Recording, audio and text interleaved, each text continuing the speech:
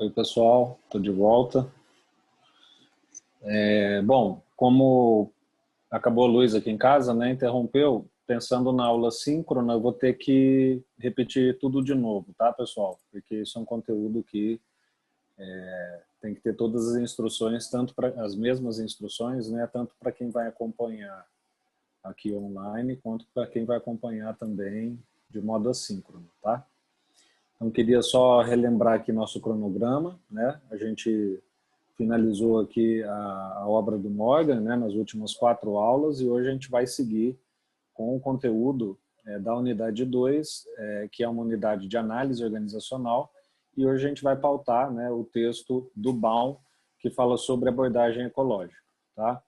Fiquem atentos, porque daqui uma semana vocês têm atividade avaliativa na unidade 2, então quinta-feira que vem a gente tem a última aula dessa unidade, né? E aí terça-feira a atividade avaliativa da unidade 2, tá? Queria dar um aviso aqui para as pessoas que estão fazendo comentários nas aulas assíncronas, que estão sendo feitos alguns comentários fora do prazo, tá? Prazo do quê? Prazo para se contabilizar, né, se avaliar participação e engajamento nas aulas síncronas, tá? Então peço atenção aí ao pessoal que está participando lá, que tem várias pessoas participando, né, inclusive, que façam os comentários em até uma semana, né, depois da aula ter sido postada, tá, para ganhar engajamento. Se quiser postar depois desse prazo também não tem problema nenhum, quiser fazer um comentário, né, sobre o conteúdo, mas saibam que só os comentários feitos durante esse período, tá, de uma semana, eu vou considerar como avaliação para engajamento, tá bom? Bom, vamos ver se a luz deixa a gente continuar aqui, né, que em Brasília é só começar a chover que a luz também vai embora, né? É assim na UNB, eu achei que eu ia estar livre dando aula em casa, mas pelo jeito é em Brasília mesmo, né? Aqui, tanto quando começa a chover e eu estou trabalhando, das primeiras coisas que eu faço é checar se eu já salvei, e isso já me salvou muitas e muitas vezes, né? Às vezes, assim, 5 minutos antes de cair a luz, então isso é comum, tá? Pessoal, vamos falar hoje então de ecologia organizacional, né, que é um tema dentro da unidade 2, que é uma unidade que trata do processo, da atividade de análise organizacional, né? Ou seja, um processo destinado a compreender, né, basicamente 3 dimensões: estratégia, né, condutas e relação com o ambiente, né? E é um processo que é feito comumente nas organizações, o processo de análise organizacional. Aqui, no caso, a ecologia organizacional é uma teoria, um modelo que trata de fazer uma análise, né, sobre como uma empresa pode nascer ou como uma empresa pode morrer, né? Então, é um foco teórico, né, para tentar explicar as razões pelas quais uma empresa pode nascer, ser fundada, aparecer, enfim, né, o nome que você queira se dar, e o que também pode levar uma empresa a morrer, a falir, a fracassar, né? Então é uma abordagem que tenta responder basicamente essa pergunta.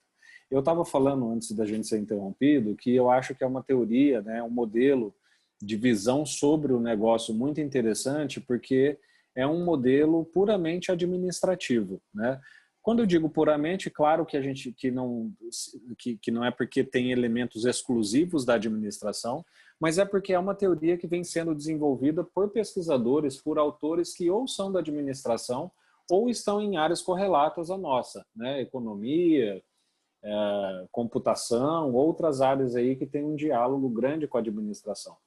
Então, a gente sempre critica aqui, né? Vocês sempre veem eu falando, né, que a administração tem vários limites do ponto de vista teórico, né, do desenvolvimento de teorias, da adoção de teorias, do estudo, do ensino.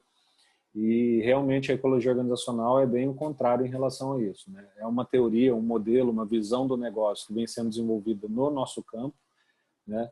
E vocês podem ver como, né, eu já havia até sinalizado, não só o Baum, né, que escreveu o texto aí no final do século XX, mas todos os outros autores, né, Honey Freeman, Aldrich, todos os outros autores que estão, né, que desenvolvem a questão da ecologia organizacional, que vem lá de 1970, são autores que trabalham na nossa área, né, no campo administrativo. Então, isso é uma coisa bem interessante de se deixar frisada, tá? É uma teoria que é nossa. Então, nosso objetivo aqui basicamente é apresentar o que se chama de abordagem ecológica de análise da organização, né? E a gente vai basicamente cumprir esses objetivos específicos. Tá? Primeiro vamos definir o que é ecologia, o que é esse campo, né? O que é essa teoria, o que ela visa e assim por diante. E depois vamos explicar aqui, vamos abordar, né, com vocês, nós vamos estudar exatamente os 4 processos, né, que a teoria prescreve, que são os processos que podem levar uma empresa a nascer ou a morrer. Tá? Então, basicamente, esse é o percurso que a gente vai percorrer em termos de objetivo.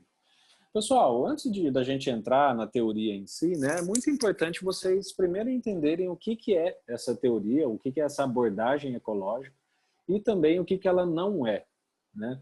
Eu sempre gosto de começar explicando o que não é, porque várias pessoas pensam, né, pelo menos num primeiro olhar, e não é à toa, né, porque tem essa palavra lá, muitas pessoas pensam que quando a gente fala de abordagem ecológica ou de ecologia organizacional, está se falando de sustentabilidade ambiental, né, de responsabilidade ambiental da empresa, né, de que a empresa tem que ter uma atuação ecológica, e assim, pessoal, por isso que eu gosto de começar falando que não é.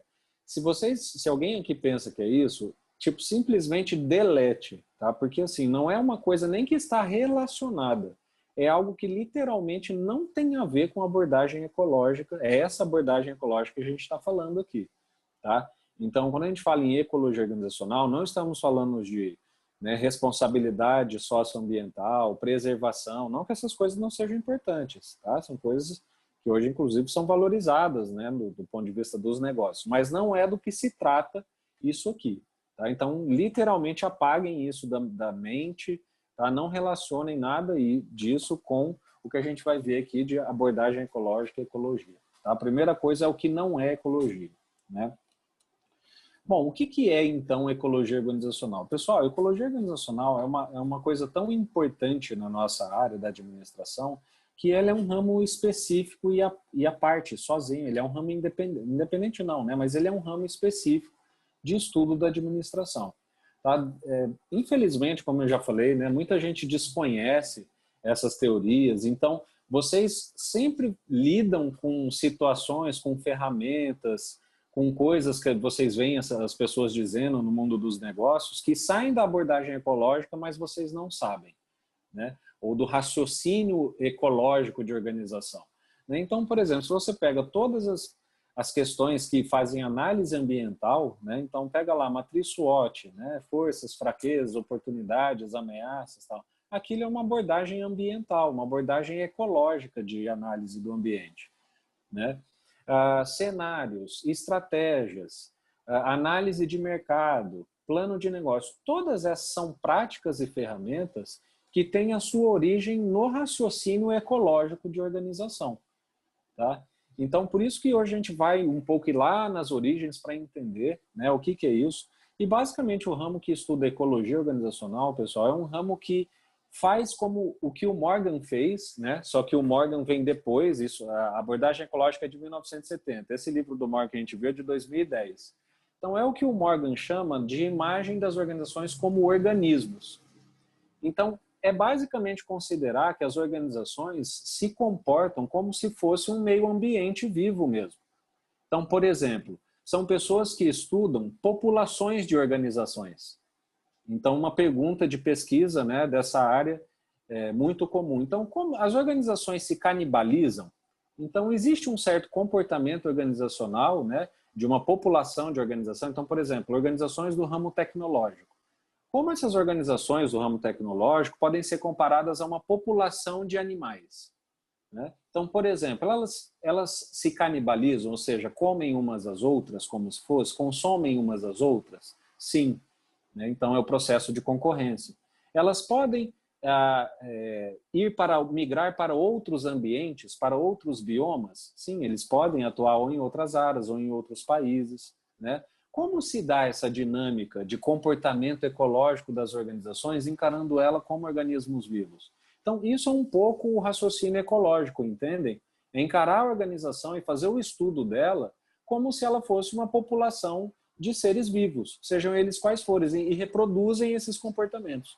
Né? Então, Então, são estudos muito interessantes, tá? Quem tiver interesse, eu recomendo que vocês façam a leitura do capítulo. Vocês vão ver que é uma área que tem muito estudo empírico, tá? Ou seja, estudos com dados, tá?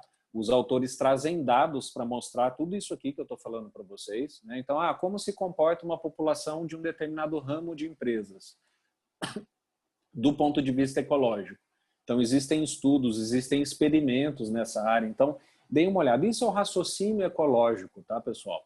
Então, como eu falei, ele vem lá de 1970 e é por isso, fazendo um link com a aula anterior, é por isso que o Morgan, por exemplo, propõe uma imagem, uma visão de negócio baseada em organismo.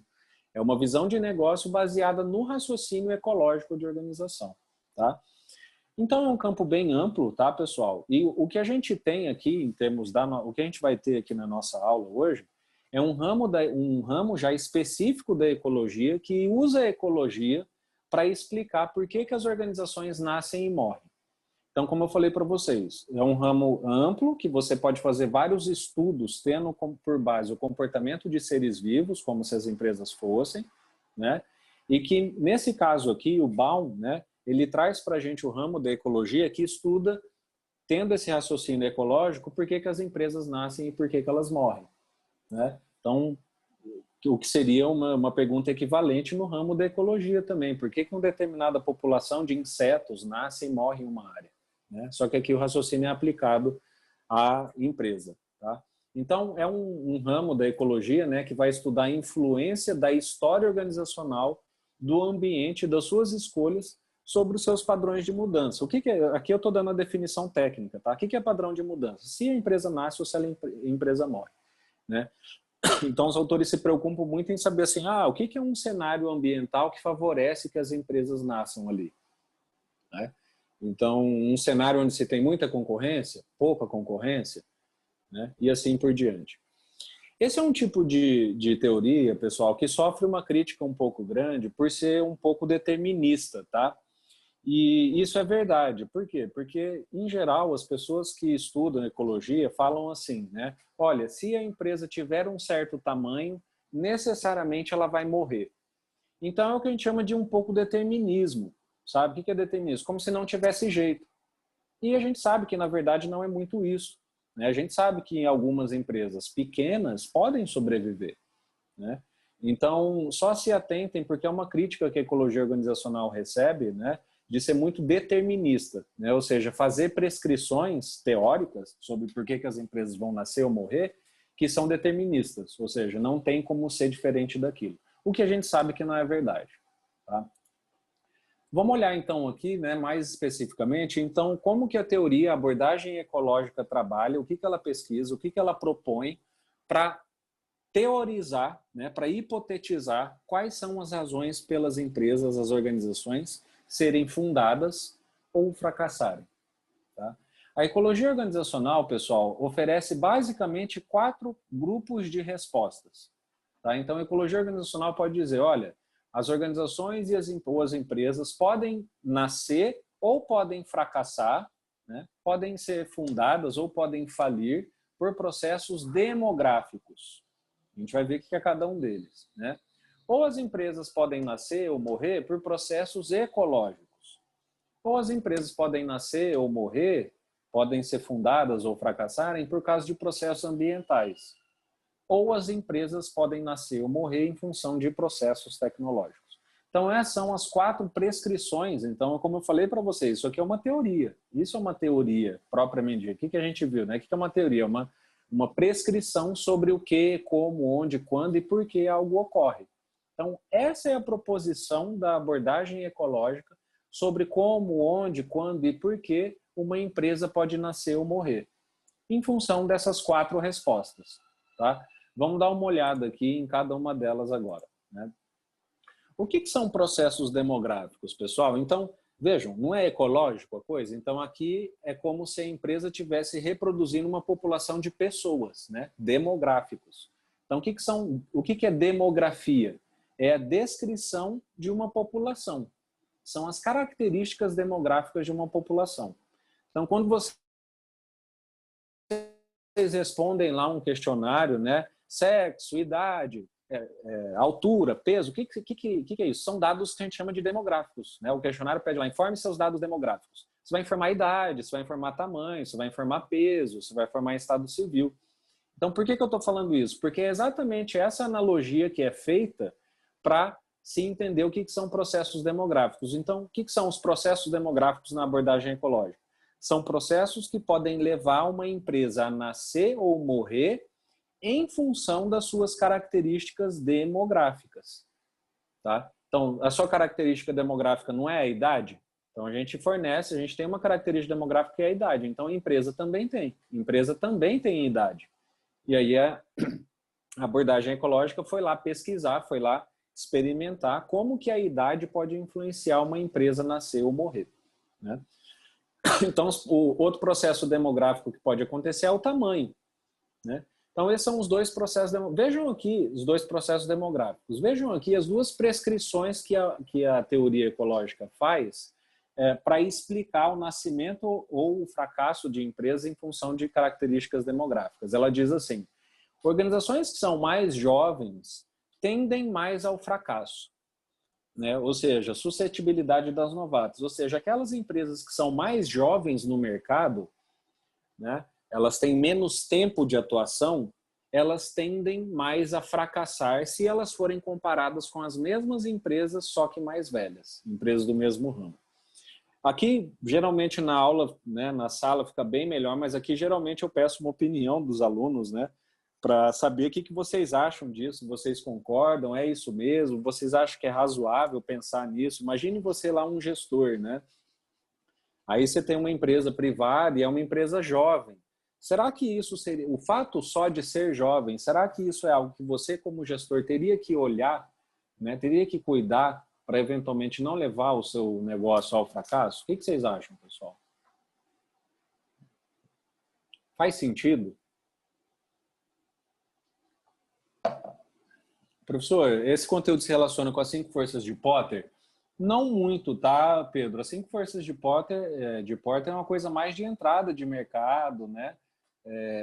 Das 5 forças que a gente pode ter, elas vão ter relação porque as forças de Potter falam em coisas que favorecem, né, o negócio e assim por diante, tá?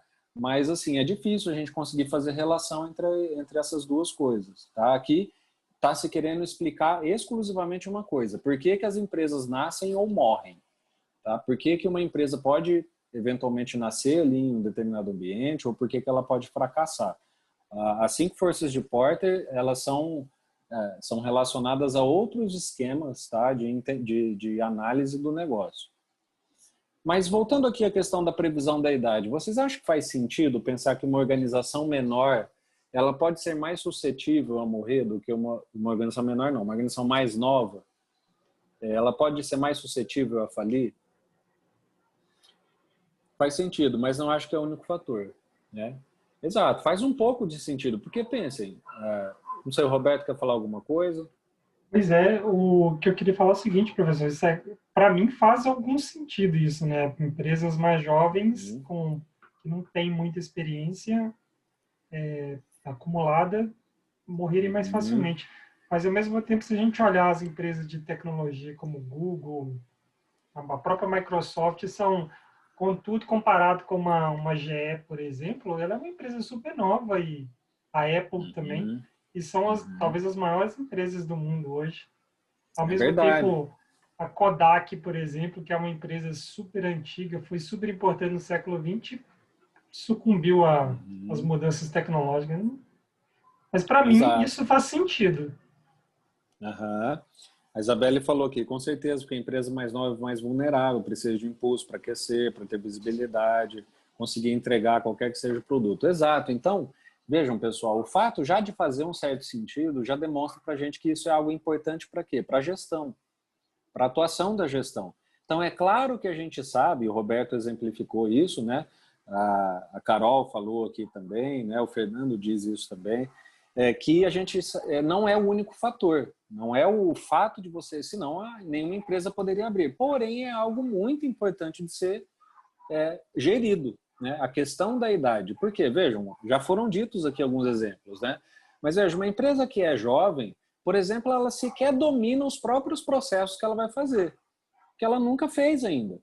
Né? Então, é muito comum em empresas jovens, por exemplo, você ter uma força de trabalho, pessoas, né, que ainda não sabem fazer tudo que a empresa tem que fazer direito. Né? Empresas jovens também, geralmente, têm um acesso muito menor a crédito. Né? Vocês acham que é fácil chegar lá no banco, abrir minha empresa, acabei de abrir, vocês vão ter o mesmo acesso ao crédito, óbvio que é um exemplo esdrúxulo, tá? Mas vai ter o mesmo acesso que o Google a crédito no banco? Né? Claro que não. Então, uma empresa jovem tem dificuldade de acesso a crédito, por exemplo. Ela muitas vezes não tem nem ativo para empenhar no empréstimo, né? Para dar como troca ali, como garantia no empréstimo. Né? Uma empresa que é jovem, pessoal, sequer tem a marca ainda fixada na cabeça dos seus clientes. Né? Imagina uma empresa de serviço ou de produto, um novo shampoo, uma nova roupa. Né? Uma empresa jovem ainda sequer é conhecida. Então, percebe? Então, na verdade, o que a gente começa a perceber? É a teoria ajudando, fornecendo para nós elementos que a gente deve se atentar na hora de fazer uma gestão. Né? Então, por exemplo, a questão da idade, quando a empresa é jovem, tem vários fatores relacionados ao negócio, à estrutura, a pessoas, a processos, a ambientes, a finanças, a crédito, que precisam ser adaptados em função daquela idade. Né? Então, essa é a grande prescrição e a grande contribuição. Só que o comentário aqui do Fernando, né, faz sentido quando a gente pensa também na possível estabilidade das empresas maiores, mas sem dúvida não é o único fator. O Pedro diz, muito coerente sua colocação. Professor, só fiz uma relação dessa dependência em relação à ameaça de novos entrantes. Exato, aí pensei que se relacionava. Então, é claro que assim, né, Pedro, vai se relacionar quando você for lá, imagina você numa situação de um gestor, né, e você precisa tomar cuidado, por exemplo, com novos entrantes. Então, é claro que você não vai pensar só no porter, né? Você vai também pensar na questão ecológica, entende? Então, nesse sentido, pode haver, sim, relação. Tá? Só não é essa relação orgânica de teorias, uma falando da outra, ou uma interagindo claramente com a outra. Tá? Empresas maiores seriam menos avesas ao risco, que é o que a gente vai ver agora, Pedro. O que é a outra prescrição, a outra hipótese do processo demográfico? Então, lembre-se, aqui a gente está tudo dentro de processo demográfico, né? Ou seja, processos que são características demográficas da organização que podem levar ela a nascer ou a morrer, né? Que é a questão da dependência do tamanho, né? Onde a teoria prescreve, né? Organizações que são menores tendem mais ao fracasso. A primeira coisa que a gente precisa entender aqui, pessoal, é o que é tamanho de empresa ou de organização, né? Como eu falei, tá, pessoal? Eu sempre uso empresa para me aproximar mais do linguajar, né? Um pouco mais assim, organização que é o geral, tá? Mas o que é tamanho de empresa, pessoal? Como que se mede o tamanho de uma empresa? Vocês têm ideia?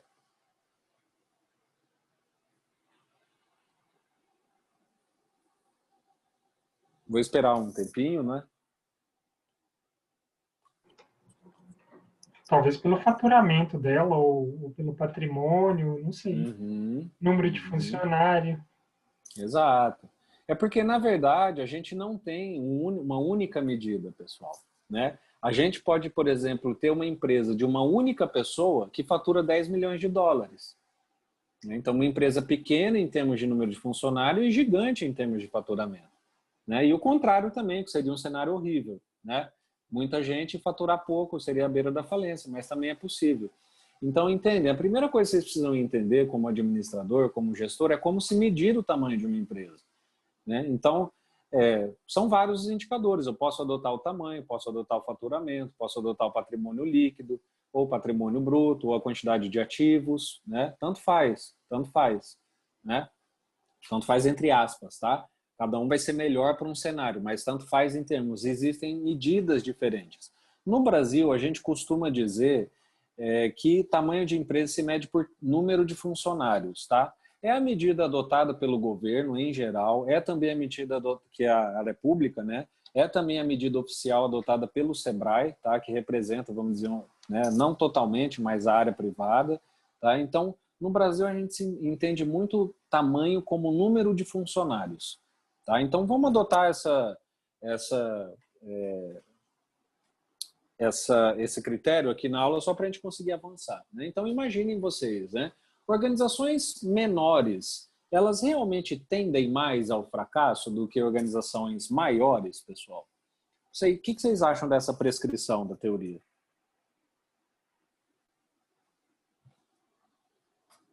E por quê, né? Por que vocês acham que vocês defendem esse ponto de vista?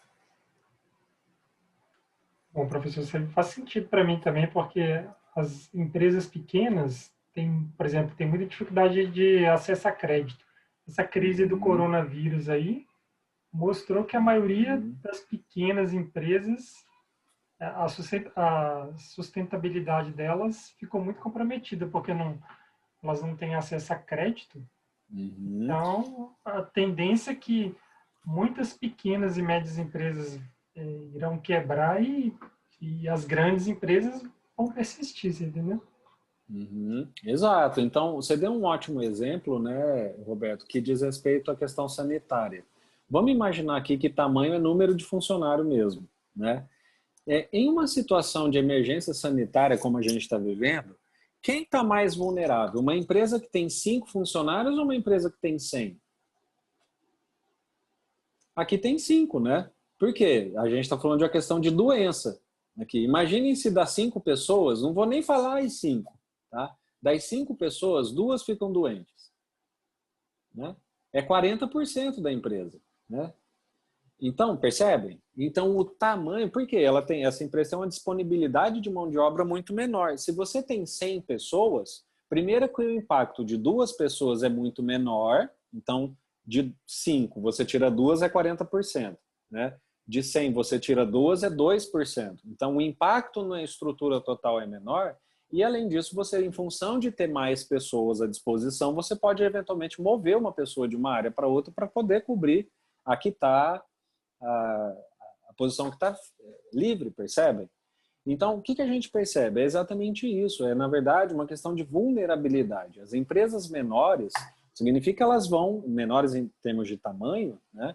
Não significa que elas vão falir, mas elas vão sim. E aí, como gestor, nós precisamos ficar atentos, elas vão sim ser mais suscetíveis. Né? A Isabelle fala, acho que para uma empresa grande ficaria mais fácil, por exemplo, cada grupo específico de funcionários cuidar de uma parte do processo. Então, o chefe pode delegar funções para cada grupo. Exato. Entendem? Então, como que o tamanho pode ajudar? Então, essa é a primeira coisa. Outra coisa que vocês precisam entender, pessoal, é que há uma relação entre essas duas variáveis, idade e tamanho. Há uma certa relação. Né? Então, geralmente, empresas que são mais jovens, geralmente, vão ser as menores. Né? Então, estão vendo? O que eu estou querendo chamar a atenção para vocês enquanto tentando abrir, expandir a percepção de vocês enquanto gestores? Na verdade, são processos interdependentes, ou seja, dependem um do outro. E não só a idade ou só o tamanho. Então, eu já sei como gestor que quando eu for jovem, muito possivelmente eu também vou ser pequeno. E eu já sei que só aí eu já acumulo 2 suscetibilidades ou 2 vulnerabilidades para o meu negócio, entende? Então, é claro que a gente poderia falar de outras características demográficas aqui, mas eu estou tentando trazer bem a realidade da teoria, né? Para vocês verem como esse arcabouço teórico da administração é muito rico. Né? Por quê? Porque, assim, o que a gente está discutindo aqui, pessoal, é o que geralmente vocês veem em blog, só que ditos de outro modo, né? Em podcast, nem são citados autores, entende? Então, eu queria me apegar mais à teoria nesse caso aqui para mostrar para vocês que a gente tem esse conhecimento produzido aqui, entende? Não é só uma questão, como a gente fala muito na administração, de feeling, né? Ah, tal. Legal, feeling é bacana, é ótimo, se você tiver, é desejável, inclusive. Porém, há muito conhecimento produzido no campo da gestão que já vai te dar vários indicadores, né? Por exemplo, no que diz respeito aqui a ameaças de ou a possibilidade de nascimento ou ameaças de fracasso, você já sabe que idade e tamanho são coisas importantes para o negócio e que eles interagem entre si. Tá? Bom, outro processo que a gente tem, né, pessoal, são processos ecológicos. Tá? Eu não gosto muito dessa, e aí eu não sei se, eu não sei assim, não é um problema de tradução, tá? Da versão do português brasileiro, da versão americana, tá? Os autores, realmente, Honey Freeman, todas as pessoas que estudam, né, os fundadores da abordagem ecológica, chamam de processos ecológicos. Por que eu não gosto? Porque carrega o mesmo nome da abordagem.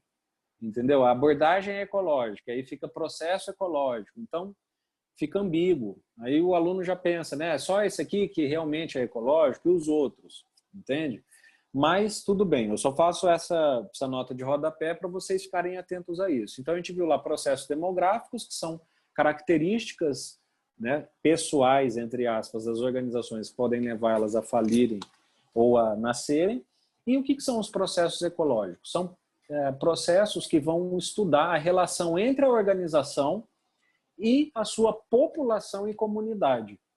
Aqui, pessoal, por isso que eu estou falando para vocês, né, essa é uma teoria muito legal, muito bem desenvolvida, porque população e comunidade são tópicos comuns lá da área da ecologia. Né? Digitem o que é uma população, o que é ecologia. Vocês vão ver, vai vir coisa lá da biologia, explicando a população de um animal, a comunidade e assim por diante. Né? Então, os processos ecológicos, eles vão estudar a relação que a empresa tem com a sua população e a sua comunidade. A gente vai ver o que é cada uma dessas coisas aqui. Tá? Dentro dos processos ecológicos, a teoria diz que podem haver 3 subprocessos, vamos dizer, igual lá era idade e tamanho. Aqui nos ecológicos é extensão do nicho, dinâmica de população e interdependência da comunidade. Na teoria, são as 3 razões do ponto de vista ecológico, ecológico falando do processo, né, que podem levar a organização a nascer ou morrer. Né? O que é a dinâmica de extensão de nicho? Aqui tem um termo técnico, tá, pessoal? O que é nicho? O que é o nicho da empresa? Isso é um conceito que não é único, tá? Mas é basicamente o ramo de atuação que a empresa atua, considerando lá o perfil dos clientes, né, perfil de concorrente, localização geográfica, produto que ela vende. Tá? Então, isso tudo forma a noção de nicho. Tá? Nicho, basicamente, é uma localização, pessoal. Então, por quê? Porque, vejam, quando você escolhe vender um produto para um determinado consumidor, em uma determinada área, em um determinado período, isso tudo vai recortando, vamos dizer, vai definindo o negócio, entende? Então, isso tudo vai formando o que é o nicho da empresa. Ou seja, aquela área, aquele ramo de consumidores, de faixa de consumo, de produto, de localização geográfica no qual a empresa atua. E o que a teoria fala? Empresas que têm um nicho menor, o que é um nicho menor? Ou seja, empresas que são especialistas tendem a uma menor taxa de fracasso que empresas que atuam em um nicho maior. Ou seja, são empresas generalistas. E aqui está uma prescrição um pouco mais polêmica, né? Eu queria ouvir vocês. Vocês concordam que, assim, empresas que são mais especialistas, né? Ou seja, atuam em um nicho bem reduzido, um nicho pequeno, ela é bem especializada. Peguem lá, por exemplo, o táxi aéreo. Né? O que é táxi aéreo? É aqueles aviãozinhos que levam você daqui para Uberaba. Só você no avião. Né? Então, é o táxi aéreo. Você entra num avião, né? E ele vai te levar lá, por exemplo, numa emergência de saúde. Né? Então, essa empresa é uma empresa extremamente especializada na área da aviação. Ela é especializada em táxi aéreo. O que é a Varig? Vamos colocar aqui a Gol, porque a Varig já faliu. Né? É uma empresa que faz a mesma coisa que o táxi, que é levar as pessoas de avião, só que faz isso para o mercado inteiro. Então, faz para todo mundo. Tá? Então, ela é generalista. Então, vocês realmente concordam que uma empresa de táxi aéreo ela tem menos chance de fracasso do que uma Gol da vida? E por quê?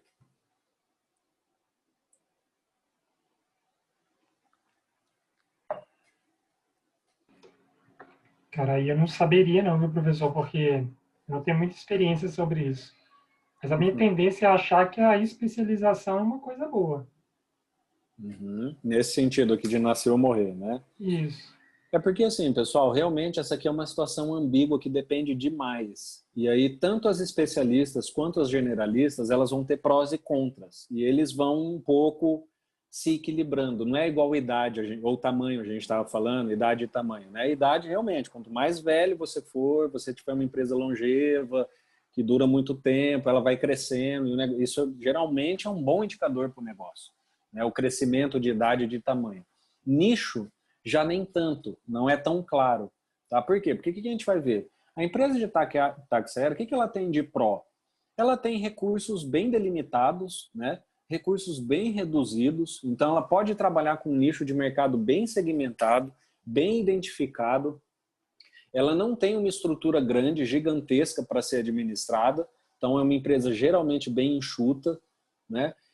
E assim por diante. Então é uma empresa ágil, é uma empresa que tem capacidade de adaptação, né? É uma empresa que, em função disso, pode cobrar mais caro pelo seu trabalho, em função do trabalho especializado, do serviço especializado, entende? Então ela tem isso de prós. O que ela tem de contra? O fato de que ela depende muito de um único nicho. Um único nicho. Então imaginem, ok, porque o que é o táxi aéreo, pessoal? Quem que anda de táxi aéreo? É só assim, classe A para cima. A mais e... Entende? Da classe média alta para baixo, assim, entre aspas, porque claro que deve ter, tá? Mas assim, ninguém anda de táxi aéreo, entende? Então, geralmente o táxi aéreo está atendendo aquele nicho específico de mercado. Então, são grandes empresários, são pessoas que até têm um dinheiro para comprar um avião, só que não compra porque não usaria tanto, entende? Então, é um nicho muito específico e isso é uma coisa contrária, ruim para o negócio, né? Por quê? Porque se fale, vamos dizer, se dá um problema só naquele nicho, você não tem para onde correr, né? Então, esse é o prós e contras do negócio especialista. O que é o prós e contras do negócio generalista? Bom, o pró do generalista é exatamente o contrário do contra do especialista, né? Então, o pró do generalista é que você tem uma estrutura bem grande, bem ampla, de modo que se uma parte dela tem problema, você tem toda uma outra estrutura organizacional à disposição para adaptar, para fazer a gestão da crise, né? Então, não é algo que depende de um único nicho de negócio. Então, peguem, por exemplo, uma Gol. Se dá problema lá, vamos dizer, numa faixa mais baixa da população, porque hoje muita gente anda de avião no Brasil, né? Até pessoas da classe C, lá, classes bem mais baixas. Se dá, por exemplo, uma crise, né, nessa classe social, a Gol não vai ter tanto problema, né? Porque ela ainda vai ter a classe B, né? Ainda vai ter a classe D tem andado, ainda vai ter a classe B, classe A. Entende? Então, esse é o pró de você ser generalista. O que é o contra de você ser generalista? É justamente também relacionado a isso. A sua estrutura é tão grande que ela pode, eventualmente, entrar em colapso, né? Então, por exemplo, a Gol lida com coisas, com processos tão caros, né? Eu dei esse exemplo para vocês lá quando a gente falou do Eike Batista, né? O cara leva um prejuízo só de uma vez, que o único prejuízo é capaz de acabar com o império dele inteiro, de tão grande que é, porque em função do tamanho da empresa, das cifras que ele lida, né? Então, se a Gol faz lá um negócio, uma compra, vamos dizer, a Gol faz uma compra de 50 aeronaves, né? Um total aí de sei lá quanto custa cada uma, tá? Vamos botar aí um total de $1 bilhão, 50 aeronaves. E aí, depois que essa aeronave sai, né, da fábrica, ela dá um problema irreversível, que como aconteceu agora com o 747 MAX, né, que até hoje não voltou, está voltando pouco a pouco, e muitas empresas adquiriram. Aquilo, em função do tamanho da empresa, e ela tem aquele tamanho porque ela é generalista, né, ter comprado tanto e ter sido um negócio que deu errado pode gerar um prejuízo tão grande a ponto de ameaçar o negócio, entende? Então, essa questão da extensão do nicho, ela é variável. O mais importante aqui, pessoal, é você conseguir ter a clareza de conseguir atuar adequadamente no nicho, né? Ou seja, se você é especialista, você saber fazer análise SWOT, usar da análise ambiental SWOT. Se você é especialista, saber o que pode te atrapalhar, o que pode favorecer, se precaver. Mesma coisa quando você for generalista. A Carol diz, acho que as especialistas podem ficar muito vulneráveis em momento de crise também. O supermercado numa crise dessa sobrevive. O supermercado só de produtos veganos pode sofrer mais, pois os produtos são mais caros e mais especializados. Entende? Exato. Então, aqui é uma prescrição ambígua, entendeu, pessoal? É só como eu disse, é importante chamar a atenção de vocês, futuros gestores, para que a teoria, a formação do administrador tem que contemplar isso. Você tem que olhar para o seu nicho para poder compreender as ameaças e oportunidades que você vai ter, né? Depois, tem 2 outros processos ecológicos que podem levar uma empresa a nascer ou a morrer. Um que é a população e outro que é a comunidade. E eles têm que ser avaliados em conjunto, pessoal, para vocês entenderem a diferença entre esses 2 conceitos dentro da administração. O que é população de organização, pessoal? População de organização são organizações que atuam em um mesmo ramo. Tá? Então, por exemplo, todas as empresas automobilísticas. Elas formam a população de empresas automobilísticas. Tá? Todas as universidades federais. Para a abordagem ecológica, esse seria o bioma, vamos dizer, das universidades federais, todas as populações. Né? Então, população para a abordagem ecológica na administração são empresas que atuam em o mesmo ramo. Tá? Ou que a ecologia diria sujeitos da mesma espécie. Tá? Então, é como a abordagem ecológica encara. E o que é comunidade? Comunidade é o conjunto de populações. Então, é a interação de alguns tipos de organização com outros tipos de organização. Vejam, pessoal, por isso que eu falo para vocês a importância de se estudar a teoria. Né? O que é um sinônimo de população? Nicho, ramo.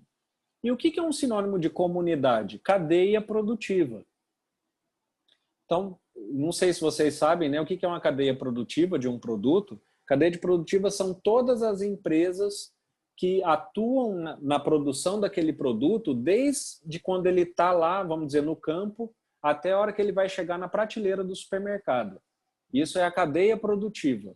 Tá? Então, imaginem o leite. A cadeia produtiva do leite é composto pelas fazendas, daí pelos carinhas que fazem ordenha, daí depois dos outros que vendem para aqueles mercados grandes, daí dos mercados grandes para os mercados pequenos. Essa é a cadeia produtiva. Então, isso é comunidade. Então, comunidade é uma interação de populações diferentes. Então, aqui, população é só a empresa de automobilística interagindo com outras empresas automobilísticas. Por exemplo, concorrência. Comunidade é a interação de uma empresa automobilística, por exemplo, com o seu fornecedor de borracha. Né? Então, borracha lá para o pneu. Então, eu sou uma empresa que monta carro e eu interajo com uma organização que faz borracha. Então, essa é uma interação de comunidade. Né? O que diz a dinâmica de população? Ela fala assim, fundações e fracassos prévios indicam ambientes hostis ou favoráveis. Ou seja, populações muito densas favorecem o fracasso. Então, o que a teoria está falando aqui? Olha, administrador, antes de você entrar no negócio, procurem saber se houve muita fundação e fracasso prévio dentro daquele mercado que você quer entrar. Quantas empresas nasceram e morreram ali nos últimos 5 anos? Se você vê que teve muito fracasso, pode ser que está te indicando um ambiente hostil. Se você vê que teve muita fundação, é um ambiente favorável. Né? Então, o que ele está falando? Populações muito densas favorecem o fracasso. Né? Ou seja, mercados onde eu tenho muitas empresas parecidas comigo favorecem o meu fracasso. Né? O que vocês acham dessa prescrição? Faz sentido em termos de negócio, pessoal?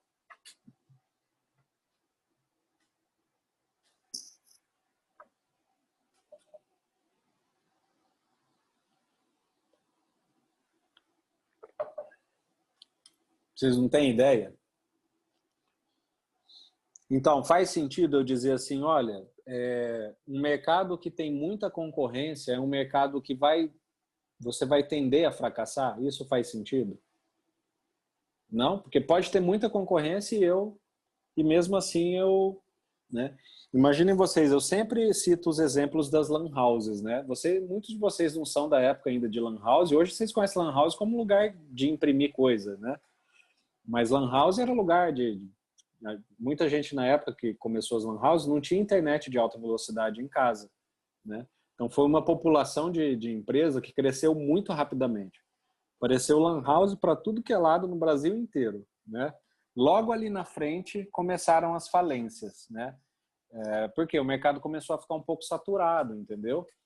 Então, o que acontece quando você tem muita concorrência no mercado, pessoal? A disputa pelos recursos daquele mercado começa a ficar muito acirrada, entendeu? Por isso que muita concorrência não é desejado, não é desejável, tá? Então, quando você tem muitas empresas vendendo a mesma coisa que você no mercado, as pessoas têm mais opções, né? Os consumidores têm mais opções daquele mesmo produto, o seu próprio concorrente vai pegar recursos que eventualmente você pegaria. Então, são empresas que também vão estar tomando empréstimo naquela área. são empresas que vão estar ganhando a fidelidade de vários clientes, né? Então, isso é uma dinâmica da população que a gente precisa se atentar, né? A Carol complementa aqui, né? As temaquerias e as lojas de iogurte, tipo Yogoberry, também foram assim. Tinha que ter em qualquer canto, sobreviveram poucas. Exato. Por quê? Porque a dinâmica daquela população começou a ficar muito hostil em função da presença de muita concorrência, né? Então, isso para o gestor não é desejável, né? Por isso que, assim, do ponto de vista do negócio, realmente, quanto menos concorrente você tiver, melhor, né? Claro que não pode virar um monopólio, um oligopólio, isso seria problemático, tá? Mas é desejável, ao se entrar em um mercado, que aquela população de empresas seja pequena. O que é a interdependência, então, da comunidade, né, pessoal? É a relação que a empresa tem com, por exemplo, os seus fornecedores, né? Então, eu sempre cito aqui, né? Muita gente não se dá conta, né, pessoal? Mas, por exemplo, peguem a Volkswagen. A Volkswagen não produz o pneu que vai no carro. A Volkswagen não produz o para-choque que vai no carro. Ou ela não produz o vidro que vai na frente. A Volkswagen só produz duas coisas, pessoal. O chassi do carro, que é onde todo o carro está apoiado, se chama chassi, e o motor, geralmente o motor e o desenho, a concepção e tal. Todas as outras partes, nenhuma empresa produz, pessoal. Né? Então, por exemplo, eu gosto muito de falar de nenhuma empresa, sim. Certamente tem empresas que atuam em algumas, né, produções, mas uma empresa de carro produz muito pouco sobre o carro. Por isso que muita gente gosta de chamar de montadora. Entendeu? Por quê? Porque é uma empresa que vai pegar milhares de partes de organizações diferentes e vai montar aquele carro. Então, por isso que a gente chama de montadora, né? Porque, em geral, Fiat, Chrysler, peguem todas as empresas automobilísticas, elas fazem o desenho, o design, o chassi e o motor. Tá? Todas as outras partes do carro, o vidro. Imaginem vocês, aquele botãozinho lá do vidro elétrico. Né? Você acha que a Toyota tem uma fábrica daquilo? Não, ela compra aquilo pronto e ela vai lá e instala no carro dela, né? Então, o que é isso? É a interdependência que as empresas automobilísticas têm com a comunidade. Porque é uma empresa automobilística se relacionando com uma empresa de produção de botão de vidro elétrico, né? E aí, o que a teoria fala? Olha, precisa cuidar dessa interdependência, porque, eventualmente, se um fornecedor seu fale, por exemplo, como que você vai fazer, né?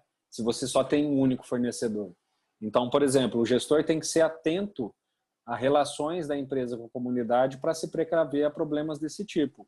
Em geral, é muito importante a empresa ter mais de um fornecedor que vai ficar usando recorrentemente e, além desses de uso recorrente, outros ainda de reserva. Né? Por quê? Porque a interdependência que a empresa tem com essa comunidade é grande. Tá? Então, é o que a teoria prescreve aqui para nós, né, em termos de alerta, de gestão, de que nós precisamos se atentar para o fato de que a empresa se relaciona com outras populações, tá? E a gente tem uma comunidade.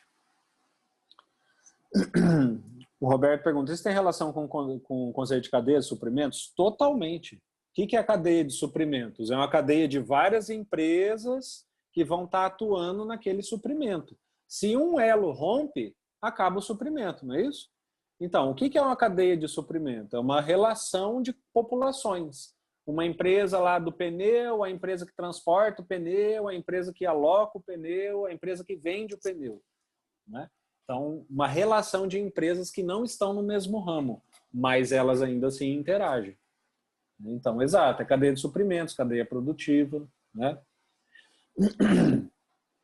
Então, são processos ecológicos. A teoria também, né, a abordagem prescreve que há processos ambientais, tá, pessoal? E eu também não gosto muito desse termo, processos ambientais, primeiro porque ele é muito genérico, né? Processos ambientais, tá? O que é um processo ambiental? E segundo, se a gente vai ver o que de fato é prescrito nos processos ambientais, não é uma questão só de ambiente, tá? É uma questão muito mais de governo, de política, mas os autores, né, preferiram chamar isso de processos ambientais. Então, o que é isso? É a abordagem ecológica falando, olha, a empresa pode nascer ou morrer, ter sucesso ou fracasso em função das relações que a empresa estabelece com organizações e instituições regulatórias. E, pessoal, Instituição regulatória no Brasil só existe uma. Alguém sabe quem é a instituição regulatória no Brasil?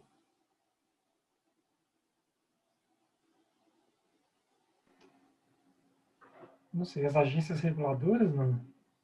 Mas o que são as agências reguladoras? O governo, na verdade, Ah, o Estado. Tá? É o governo. Estado. Tá? Estado. Estado é melhor porque governo é o governo que é eleito. Tá? E não é uma coisa de governo, isso é uma coisa de uma política de Estado. Ou seja, Estado é independentemente do governo, é a nossa república. Tá? Não, não é o Congresso Nacional, tá, Pedro? É o governo. Tá? E aí a gente está falando de executivo mesmo. Tá? Desculpa, o governo, é o Estado. Tá? Claro que a gente pode dizer que o Congresso Nacional, por exemplo, faz leis, tá? Mas falar Congresso Nacional não é falar que ele é o único o agente regulador, porque na verdade é o Estado e o Congresso faz parte do Estado.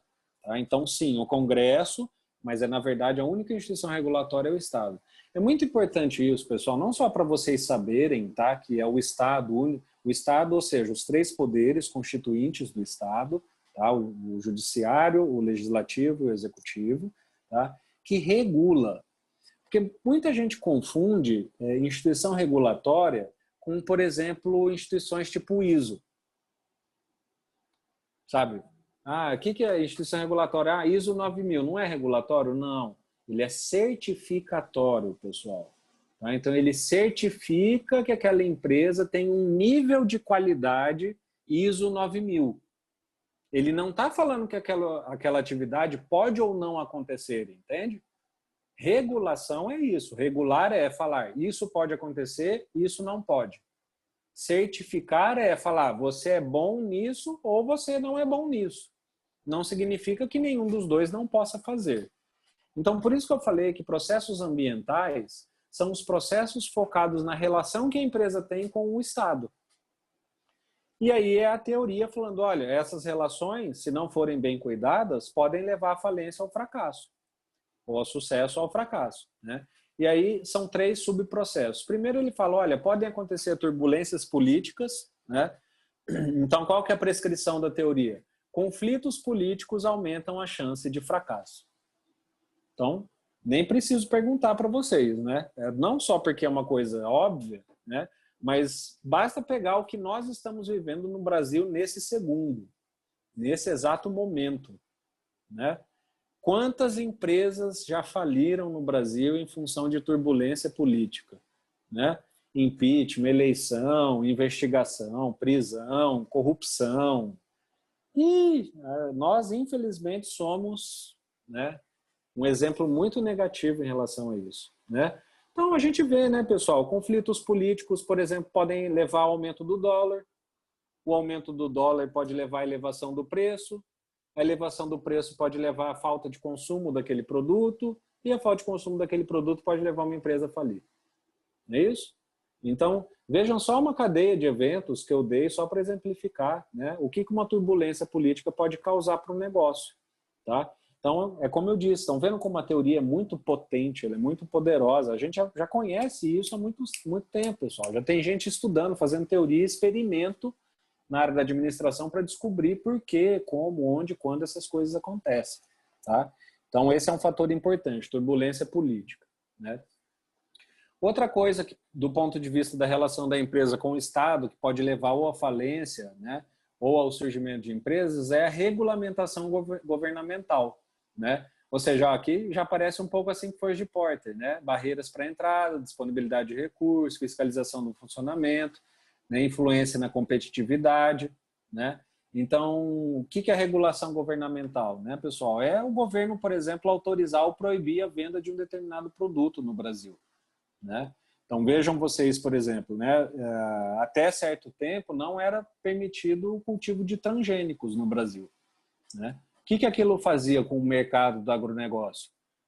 Do ponto de vista econômico, tá? Não estou falando do ponto de vista da sustentabilidade, da vida das pessoas, mas o fato de você proibir transgênico fechava bastante o mercado. Né? Então a gente só tinha poucos produtores e fornecedores de sementes, as pessoas se beneficiavam. Né? Assim que foi permitida o cultivo do transgênico, melhorou a produção e assim por aí. É claro que eu sei que tem efeitos muito, assim, ainda em estudo, né, de organismos, de produtos transgênicos no nosso organismo. Mas, do ponto de vista econômico e de negócio, era uma regulamentação governamental que impactava direto, né, a gestão desse tipo de empresa. Tá? Outro exemplo que eu gosto de citar muito, né, é um exemplo de surgimento de empresa em função de uma regulamentação governamental, né, que é, por exemplo, no Brasil, a gente vê a criação, né, da empresa, que foi criada uma empresa pública para isso, para poder construir o submarino nuclear do Brasil. Né? Então, foi criada uma empresa pública, que só foi possível a partir da promulgação da lei, né, que o Congresso Nacional autorizou, regulou, determinando a criação de um submarino nuclear no Brasil. Então, aquela empresa ali foi ali e nasceu. Né? E assim por diante, né, pessoal? A gente viu aí um debate muito grande em torno do Uber, né? Logo que ele começou, lembram? Proíbe, permite, até aqui no DF teve na Assembleia Legislativa aqui, né, do Distrito Federal, teve a discussão da lei e tal. O que era aquilo? Era a regulamentação governamental, né? Permitia ou não permitia? Permitia, abrir o mercado, né? Competição ia mudar. Não permitia, fechava o mercado, a competição ia ser de outro jeito. Entende? Então, são impactos da regulamentação governamental no negócio, tá? Por meio da regulação. Tá? E o que os autores chamam de parcerias institucionais, que são, pessoal, parcerias que a empresa pode desenvolver com o Estado para poder melhorar o negócio. Né? Então, eu sempre cito um exemplo que eu tive, e isso é verdade, né? Para quem tem um pouco mais de idade aí, não vai ser difícil lembrar, né? Porque aconteceu comigo, um fato que eu pude presenciar lá em loco mesmo, né? Eu não sei se vocês conhecem o CQC, né? Que é aquele programa já bem conhecido aí de todos, né? E o CQC já é relativamente antigo, né? No começo, aliás, eles eram bem mais apelativos, uma coisa, hoje está até light, né? E o CQC, isso eu sei de lá em 2007, isso possivelmente era 2006, né? Foi lá entregar a motosserra de ouro, né, para o dono do grupo André Maggi, que é uma empresa que trabalha lá no Mato Grosso, que é onde eu trabalhava na época. Né? O que é o grupo André Maggi, pessoal? É o maior produtor privado de soja de todo o planeta, né? Tem a maior área plantada, a maior quantidade de semente produzida, de transporte, de produção de óleo degomado, de farelo, de tudo que vocês podem imaginar que sai da soja, né? É a maior empresa que existe privada no mundo, né?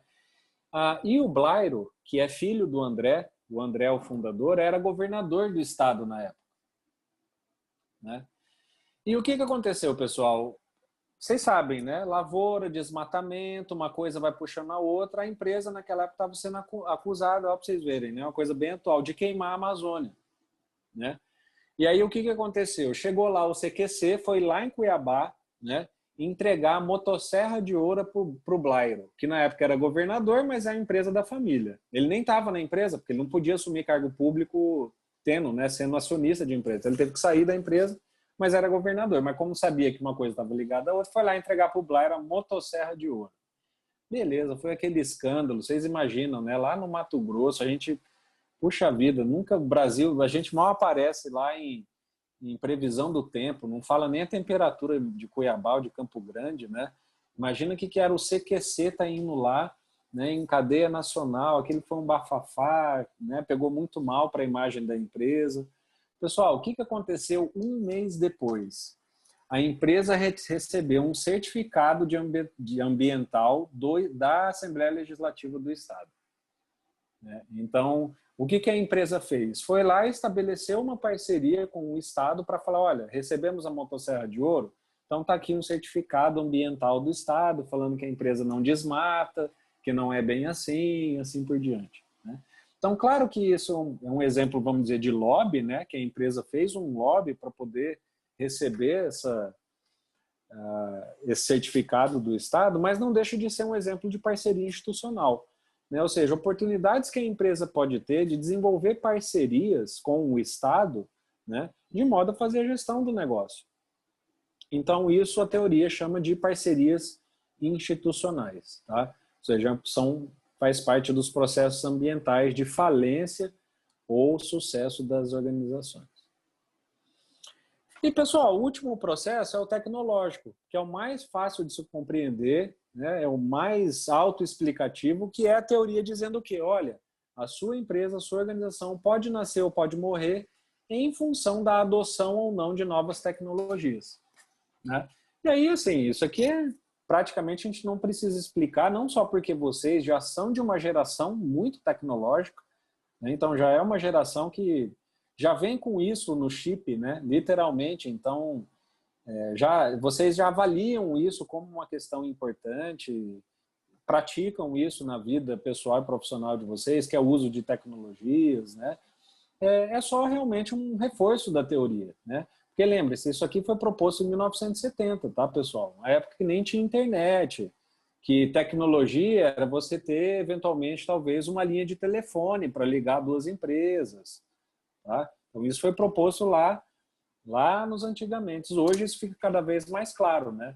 Então, o que a teoria vai falar? Olha, podem ter tecnologias novas que vão aparecer no mercado que podem levar, né, o seu sucesso ou a sua falência, né? E a gente pode ver aí diversos exemplos. Aqui já foi dito aqui pelo Roberto, né, a questão da Kodak, né, que era uma loja só de filmes fotográficos em papel, né, que literalmente desapareceu, né? Foi assim, patrolada, né? A Blockbuster também foi patrolada, assim, sumiu igual pó, né? Ela, tipo assim, ela não foi nem fundida, né? Ela não foi comprada por outro, né? Ela não foi anexada a outra empresa, ela literalmente subiu do mapa, né?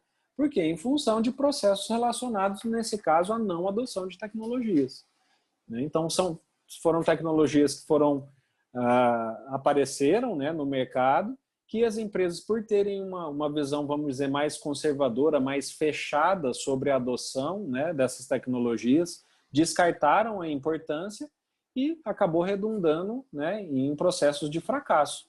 E também tem o contrário, porque do mesmo jeito que a Kodak faliu, abriram milhares de outras lojas de foto digital, né? Então, é aquilo que a gente fala, o que para muitos é um problema, para outros é uma oportunidade, né? Então, quando a gente fala de tecnologia, é muito assim. Você pode ter certeza, se a sua empresa está fechando por causa dessa tecnologia, vai ter pelo menos mais uma abrindo por causa da tecnologia também. Só que por razões contrárias, né? Um porque você não está adotando, o outro porque teve uma mente um pouco mais aberta e vai estar adotando, vai estar desenvolvendo, tá? Então, como eu falei, já a prescrição teórica, né? Isso lá do século XX, final do século XX, que já venha sendo dando, né, já venha vindo, né, sendo dado ênfase na questão da tecnologia e o impacto que ela pode ter nos negócios, tá, pessoal? Pessoal, então, assim, resumidamente, isso é abordagem ecológica, tá? Então, eu dei aqui um panorama bem geral, comecei falando o que era mais a abordagem, a visão ecológica, de onde que ela vem, né? E aí a gente estudou especificamente, né, essa questão de como que a abordagem ecológica ajuda a gente a compreender por que as empresas nascem ou morrem, né? E aí a gente viu, são 4 processos, né, cada uma com as suas prescrições, as suas hipóteses, e que na verdade se constituem, né, na verdade, como dicas importantes para o gestor, para o administrador, né, se atentar e fazer a gestão do negócio. Tá bom? Então, esse é um grande resumo. Eu fico então aí aberto, né, a pergunta de vocês para a gente encaminhar o final, tá?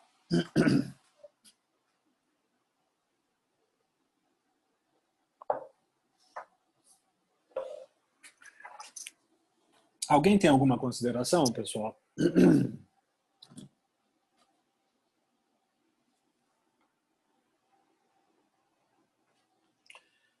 Bom, acho que não, né? Hoje está tranquilo. O João Pedro falou aqui, professor, isso seria uma metáfora, né? Comparar as organizações com o ambiente em geral. Exato.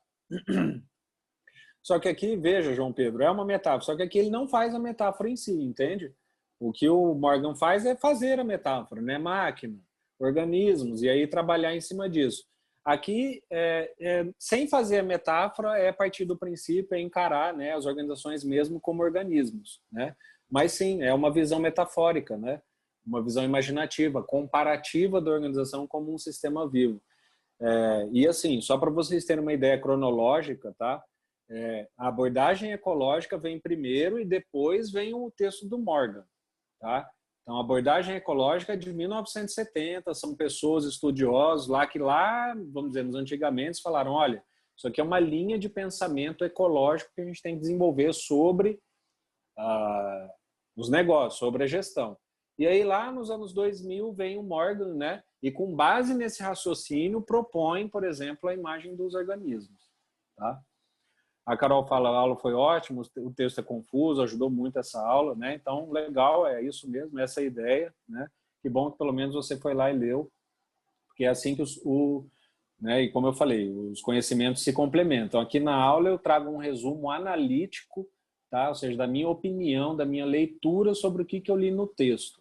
O texto exclusivo, ipsis literis, copiado e colado, vocês só vão encontrar lendo.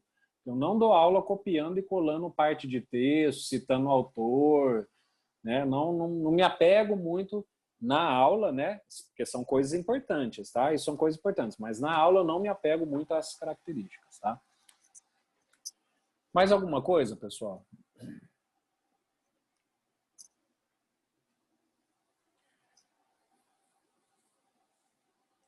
Bom, acho que então por hoje é só, né? Então a gente se vê na quinta-feira, tá, pessoal? Como eu disse, a última aula, né, nesse formato da unidade 2, última aula antes da prova, tá bom? Uma boa noite e um abraço a todos.